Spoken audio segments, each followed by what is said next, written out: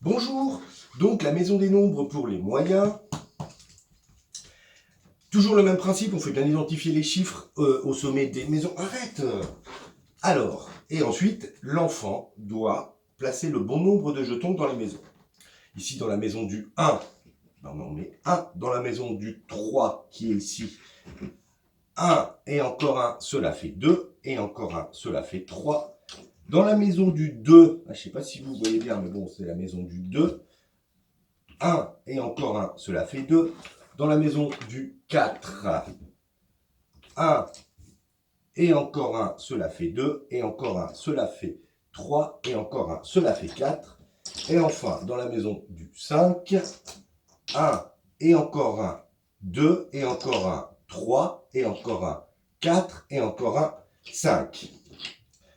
Et il reste des jetons. Alors, c'est quelque chose qui peut un peu perturber. Parce que jusqu'à présent, tous les jetons ont été utilisés, ce qui permettait à l'enfant, entre guillemets, de valider sa réponse. Il se disait, bon j'ai pris tous les jetons, donc normalement c'est bon. Et là, il en reste. Donc il faut bien revérifier avec l'enfant. Donc on les recompte. Dans le 1, il y en a 1. Dans le 3, 1 et encore un, 2 et encore un, 3. Dans le 2, 1 et encore un, cela fait 2. Dans le 4, 1 et encore un, ça fait 2. Et encore un, ça fait 3. Et encore un, ça fait 4. Et enfin, dans le 5, 1 et encore un, ça fait 2. Et encore un, ça fait 3. Et encore un, ça fait 4. Et encore un, ça fait 5. Tout est bon.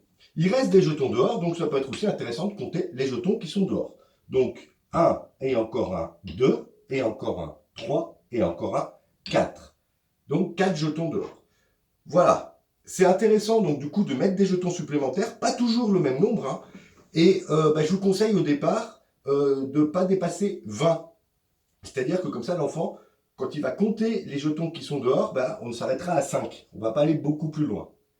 Voilà. Donc c'est un petit exercice qu'on peut faire et refaire en rajoutant plus de jetons, en enlevant, en gardant le même nombre de jetons aussi, parce que ça aussi, du coup, ça va perturber, parce que d'un seul coup, il va se dire, bah oui, mais c'est comme avant. Donc voilà. Donc mélanger les maisons, rajouter des jetons, de 15 jusqu'à 20, comme ça on est tranquille, et l'enfant doit toujours compléter. Ça, il faut le faire souvent, pour que ça soit bien acquis, qu'il n'y ait pas de souci à ce niveau-là. Voilà, bonne journée à vous. Tu dis au revoir. Allez, regarde, fais comme ça. Au revoir.